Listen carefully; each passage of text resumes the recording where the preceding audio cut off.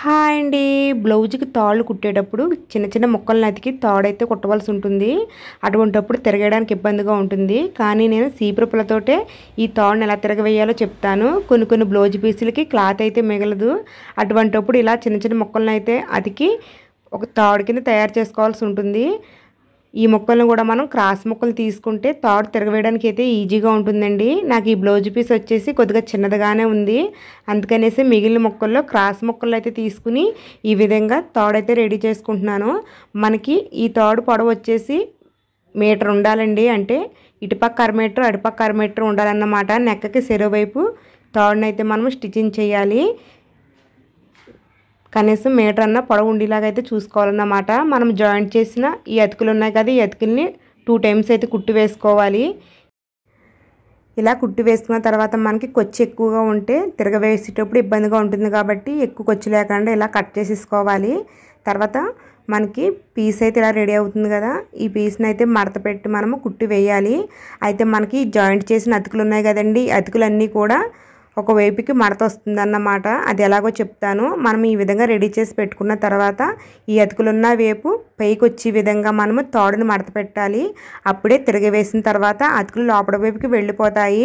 ఒకసారి చూడండి, అతుకులు పై వైపుకి వచ్చేలాగా మడత పెట్టి వేస్తున్నాను. మీరు మరీ సన్నంగా పెట్టుకోవాలి అనుకుంటే సూదితో తిరగేస్తే మంచిదండి. మనకి సీపురుపుల్లో కూడా సన్నంగా ఉంటే తిరగవేయడానికి ఈజీగానే ఉంటుంది. మరీ లావుగా తాళ్ళు ఉంటే అంత లుక్ రావండి. కాబట్టి తాడు సన్నంగా కుట్టడానికి ట్రై చేయండి. అలాగే తిరగవేసేటప్పుడు కూడా మీరు సూది ఉపయోగించవచ్చు, అలాగే సీపురుపులు కూడా ఉపయోగించవచ్చు. నేను మన ఛానల్లో ముందు వీడియోలో సూదితోటి, అంటే పెద్ద సూది అండి, చిన్న సూది కాదు, పెద్ద సూదితోటి తాడు ఎలా తిరగవేయాలో వీడియో చేశాను. ఇప్పుడు వచ్చేసి మీకు చీపురుపులతో కూడా ఎలా తిరగవేయాలో చెప్తాను. ఈ విధంగా మనము కుట్టి వేసుకోవాలి. ఈ కుట్టును కూడా మనము 2 టైమ్స్ అయితే వేసుకోవాలండి. మనము సెకండ్ టైం కుట్టి వేసేటప్పుడు మీకు తాడు ఎంత సన్నగా కావాలో అంత సన్నంగా వేసుకోవచ్చు. అలాగే కుట్టి వేసుకునేటప్పుడు వంకర లేకుండా స్ట్రైట్గా ఉండేలాగైతే చూసుకోవాలి. ఈ విధంగా కుట్టిన తర్వాత మనకి ఖర్చు ఎక్కువ ఉంటే తిరగ వేసుకునేటప్పుడు ఇబ్బందిగా ఉంటుంది కాబట్టి కట్ చేసేసుకోవాలండి. పీస్ వచ్చేసి క్లాత్లు అయితే ఎక్కువగా చివరికి కట్ చేయకూడదు. కాటన్ క్లాతే కాబట్టి నేను కట్ చేస్తున్నాను. పీస్ వచ్చేసి క్లాత్లు అయితే తిరగవేసేటప్పుడు పీస్ వచ్చేసి కుట్టు వదిలేస్తుంది. ఈ విధంగా చూసుకున్నాక చూడండి, మనకు అతుకులన్నీ కూడా ఒకవైపుకి మడత వచ్చాయి. అంటే మనకి అతికినప్పుడు వచ్చిన కొచ్చు ఉంది కదా, ఈ కొచ్చు అంతా ఒకవైపుకి ఈ విధంగా మడత వస్తుందన్నమాట. ఎటువైపుకి మడత వస్తుందో అటు సైడ్ నుంచే మనము తిరగవేయడం మొదలు పెట్టాలి. దీనికోసం అయితే నేను సీపురుపుల్ల అయితే తీసుకుంటున్నానండి. ఇది కొబ్బరిని సీపురుపుల్ల చివరి వైపున మనకి కొద్దిగా సూదిగా ఉండేటట్టు చూసుకోవాలి, సాఫ్ట్గా కాకుండా. ఎందుకంటే ఇది క్లాత్కి గుచ్చుకోవాలన్నమాట. అందుకనేసి నేను కొద్దిగా రఫ్గా ఉండేలా చూసుకుంటున్నాను. చూడండి, నేను చివరి వైపున క్లాత్ని అయితే లైట్గా గుచ్చుతున్నాను క్లాత్కి. ఒకసారి వీడియోలో బాగా చూడొచ్చు. ఇలా ఉంటుంది కదా మనకి చివరి వైపున. అప్పుడు కొద్దిగా క్లాత్కి గుచ్చుకుంటే ఈ క్లాత్ వచ్చేసి చీపురుపులకి గుచ్చుకుంటుందన్నమాట.